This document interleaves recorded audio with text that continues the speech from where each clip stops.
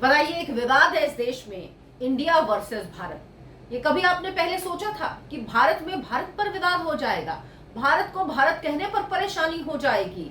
ये पहले सोचना नामुमकिन था, कभी दिमाग में भी ये बात नहीं आ सकती थी, लेकिन अब ऐसा हो रहा है। और ये विवाद बताता है कि विपक्ष मुद्दा विहीन है, विपक्ष विचारों से खाली है, विपक्ष को इतिहास की कोई जानकारी नहीं, विपक्ष इतिहास को पढ़ना ही नहीं चाहता, जानना ही नहीं चाहता।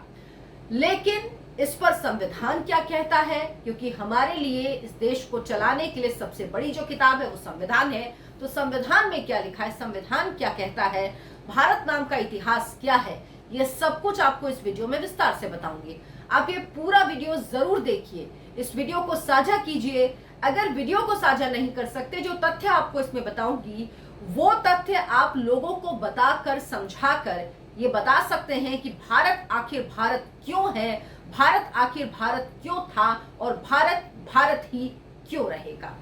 नमस्कार, बहुत बहुत स्वागत है आपका। आप देखना शुरू कर चुके हैं राष्ट्रपथ, आपके साथ मैं हूं अर्चना सिंह। आपसे गुजारिश है, मेरे इस चैनल को सब्सक्राइब जरूर कीजिए, बात को ज्यादा से ज्यादा लोगों तक पहुंचाइए। भारत में G20 समिट हो रहा है। G20 समिट के मेहमानों को राष्ट्रपति जो हमारी हैं द्रौपदी मुर्मू, उनकी तरफ से इनविटेशन, रात्रि भोज यानी डिनर का इनविटेशन भेजा गया। अब जो निमंत्रण पत्र, जो इनविटेशन कार्ड छपा, उसमें प्रेसिडेंट ऑफ इंडिया नहीं बल्कि प्रेसिडेंट ऑफ भारत लिखा हुआ था। अब इस पर विपक्ष को परेशानी हो गई, यानी भारत को भारत कहे जाने पर परेशान हो गया विपक्ष और इसका विरोध करने लगा। ये बात बिना सर पैर की है, ये बात समझ से बाहर है कि आखिर भारत को भारत कहे जाने का विरोध ये कर रहे हैं, क्यों कर रहे हैं? जो तर्क इनकी तरफ से दिए गए, ज्यादा मैं इसके आपको इसका जो राजनीतिक पहलू है नहीं बताऊंगी, लेकिन क्या तर्क दिए गए ये समझिए, उसके बाद इतिहास में चलेंगे। अब ये विरोध समझ नहीं आया। सवाल ये कि इंडिया लिखा जाए या भारत, इसमें परेशानी क्या है? आखिर हमारे संविधान में भी लिखा है इंडिया दैट इज भारत, यानी इंडिया जो भारत है। तो भारत को भारत लिखने पर इतनी परेशानी क्यों?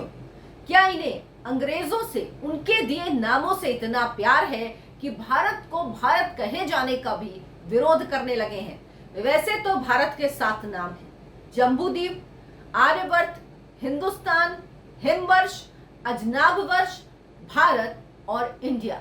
विपक्षी दलों को लगता है कि इंडिया नाम से सरकार को इसलिए परेशानी है क्योंकि उन्होंने 28 दलों का गठबंधन का नाम I.N.D.I.A रखा, जो दरअसल Indian national developmental inclusive alliance है। इसमें हर के बाद डॉट है, जबकि इंडिया की स्पेलिंग में कोई डॉट नहीं है, वो इंडिया ही है। लेकिन इनको कुछ भी कहना है। और Indian national developmental inclusive alliance यानी इंडी अलायंस है, ये इंडिया नहीं है। इसका नाम इंडिया अलायंस नहीं है, इंडी अलायंस है। लेकिन अब विपक्ष को दिखाना है कि हम कितनी बड़ी चीज हैं, हमने 28 दलों का गठबंधन कर लिया, तो मोदी जी एकदम डर गए और इसीलिए इंडिया का नाम भारत कर दिया। अब बताइए, इंडिया का नाम भारत कोई कैसे कर सकता है? भारत तो था, भारत है, भारत ही रहेगा। भारत का नाम अंग्रेजों ने इंडिया किया था, तो भारत भी चलता है, भारत भी कहते हैं। हाँ, विदेशों में ज्यादा पॉपुलर इंडिया है, अंग्रेजों ने इंडिया नाम रखा, तो इनका प्रेम है, वो प्रेम भी समझ में आता है। अब इस अलायंस ने अपनी इंपॉर्टेंस दिखाने के लिए क्या कहा? कहा कि विपक्ष से डर गए हैं मोदी, इंडी अलायंस से डर गए हैं नरेंद्र मोदी, बीजेपी डर गई है, इसीलिए भारत नाम रख दिया है, इसीलिए इंडिया का नाम बदलकर भारत कर दिया। अब बताइए, इंडिया का नाम बदलकर भारत किया गया क्या? भारत तो है ही, आप बोल क्या रहे हैं? ये तो सोच समझ कर बोलिए। भारत जो नाम सदियों से है, भारत जो वैदिक समय से नाम है इस देश का, उसे कैसे बदला गया, ये मेरी समझ में तो नहीं आया। अगर आप लोगों को कुछ समझ में आया हो तो कमेंट कीजिए, बताइए कि इसके पीछे क्या तर्क, क्या सोच रही होगी उन लोगों की। और अगर आप इस वीडियो को देख रहे हैं तो लाइक जरूर कीजिए, शेयर कीजिए और सब्सक्राइब कर लीजिए अगर आप पहली बार मेरे चैनल से जुड़े हैं तो।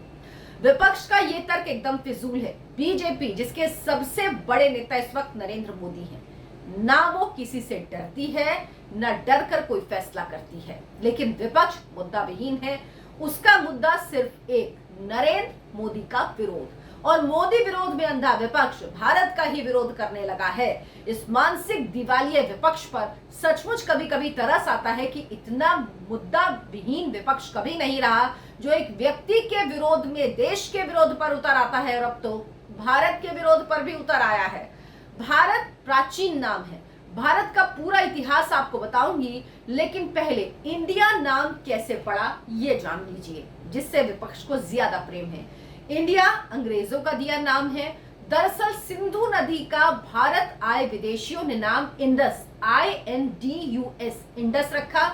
सिंधु घाटी की सभ्यता के कारण भारत का नाम सिंधु भी था, जिसे यूनानी में इंडो, INDO, इंडो कहा जाता था। और ये शब्द लैटिन भाषा में बदलकर इंडिया यानी INDIA, इंडिया हो गया। यानी इंडिया जो है ये लैटिन शब्द है, लेकिन विपक्ष को बहुत प्यार है इससे, और बड़ी बड़ी बातें करके अपनी इंपॉर्टेंस दिखा रहे हैं जो एकदम फिजूल की है। आमतौर पर हम सभी जानते हैं कि हमारे देश का नाम भारत शकुंतला और दुष्यंत के पुत्र चक्रवर्ती सम्राट भरत के नाम पर पड़ा। ये हम सब जानते हैं, ये हर एक भारतीय को पता है, ये कहानी हम सब ने पढ़ी है। कुछ इतिहासकारों का कहना है कि ऋग्वेद में एक भरत नाम के कबीले का जिक्र आता है, जिसका युद्ध 10 राजाओं के एक संघ से हुआ था। इस युद्ध को दशराज्य युद्ध के नाम से भी जाना जाता है। इस युद्ध में भरत कबीले की विजय हुई और इन्हीं के नाम पर देश का नाम भारत पड़ा। यह भरत कबीला महाभारत में वर्णित राजा भरत से बहुत पहले हो चुका था।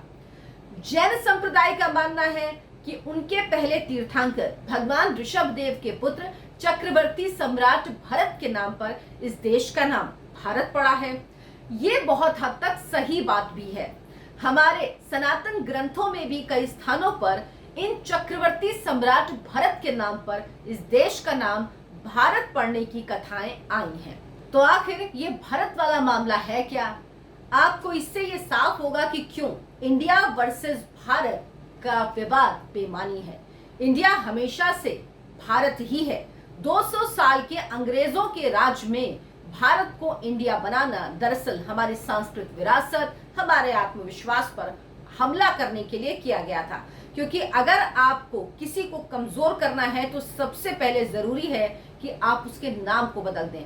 नाम से आपकी पहचान होती है, और आपकी पहचान पर आघात करके आपको कमजोर करना पहला लक्ष्य होता है। वो अंग्रेजों ने किया, लेकिन विपक्ष ये सब नहीं समझता, या समझते हुए भी सिर्फ अपनी राजनीतिक रोटियां सेकना चाहता है, चाहे वो क्यों ना देश के नाम पर ही हो।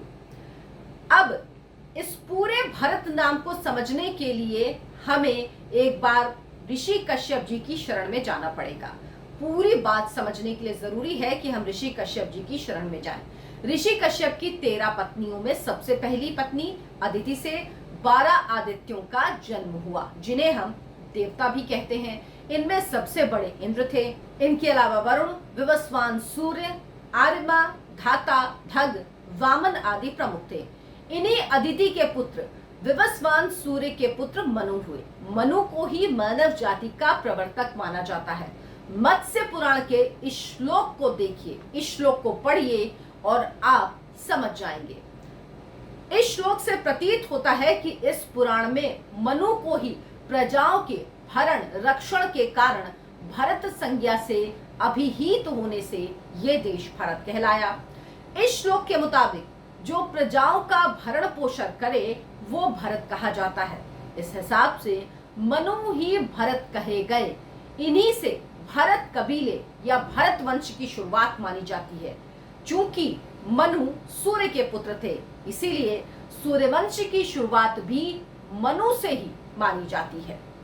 महाभारत के अनुसार इन मनु के 10 पुत्र हुए। वेन, घृषुण, नरिष्यंत, नाभाग, इक्ष्वाकु, कारुशर्यति, इला, प्रशद, नाभागिरिष्ट, इन सब ने अपने अपने वंशों की स्थापना की। इक्ष्वाकु वंश में श्री राम का जन्म हुआ।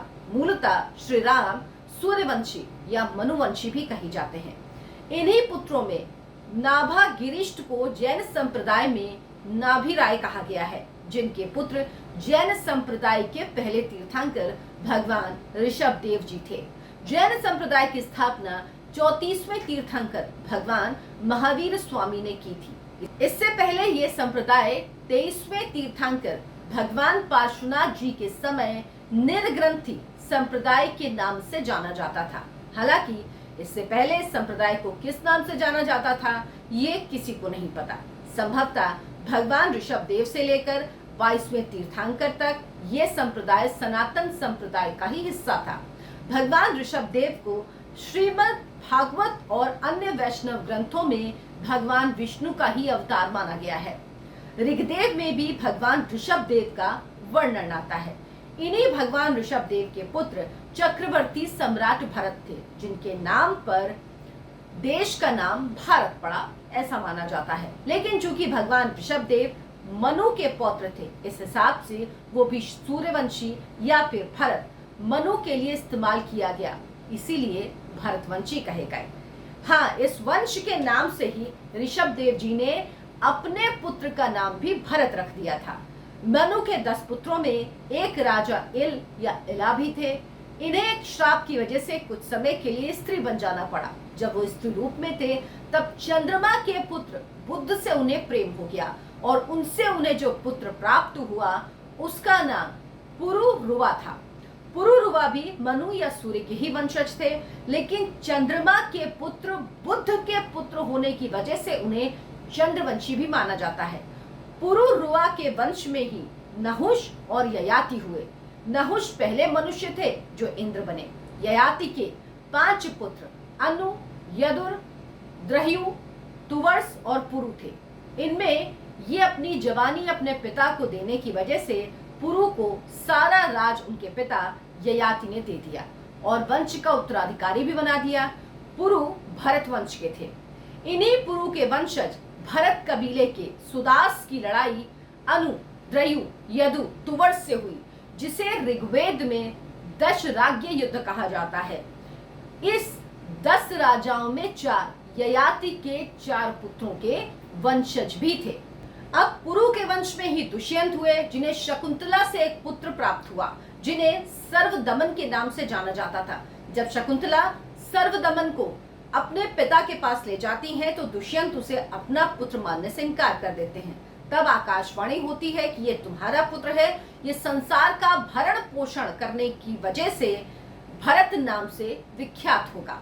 अब पुरु हो, दुष्यंत हो या भगवान ऋषभ देव हो या फिर उनके पुत्र भरत, सभी मनु के ही वंशज थे और भरत वंश से ही ताल्लुक रखते थे। तो इस देश का नाम या इस वंश का नाम किस भरत के नाम से जाना जाए, इस पर महाभारत में व्यास जी ने एक श्लोक लिखकर विराम लगा दिया। महाभारत में वर्णित कथा के अनुसार आकाशवाणी में ये स्पष्ट रूप से कहा गया, साथ ही व्यास जी ने भी इस विवाद का समाधान कर दिया। तो इस श्लोक को देखिए, इसको पढ़िए। इसका अर्थ है, पौरव ये महामना बालक शकुंतला और दुष्यंत दोनों का पुत्र है। हम देवताओं के कहने से तुम इसका भरण पोषण करोगे और तुम्हारा ये पुत्र संसार में भरत के नाम से विख्यात होगा। इस श्लोक का अर्थ है, भरत से ही इस भूखंड का नाम भारत अथवा भूमि का नाम भारती हुआ।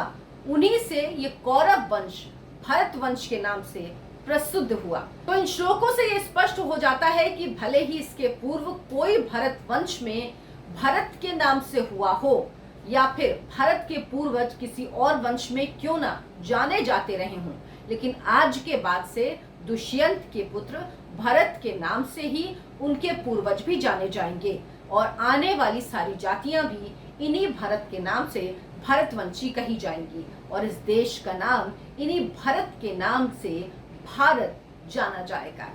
अब इस इतिहास को जानने के बाद विपक्ष को 200 साल पुराने अंग्रेजों के रखे इस नाम से इतना प्रेम नहीं दिखाना चाहिए, क्योंकि हमारे इतिहास में पौराणिक काल से भारत नाम का जिक्र है, भारत का जिक्र है। तो इस देश को अगर भारत कहा जाए, इंडिया नहीं, तो इससे क्यों किसी को शिकायत होनी चाहिए और इस पर क्यों कोई विवाद होना चाहिए। विपक्ष को सोचना जरूर चाहिए, क्योंकि 2024 में जब वो जनता के बीच जाएंगे तो इन्हीं भारतवंशियों से वो वोट मांगेंगे और वो पूछेंगे कि जब आपको भारत नाम से परेशानी तो आपको हम वोट क्यों दें। मेरे इस वीडियो को लाइक करें, शेयर करें और चैनल को सब्सक्राइब जरूर कर लें। नमस्कार।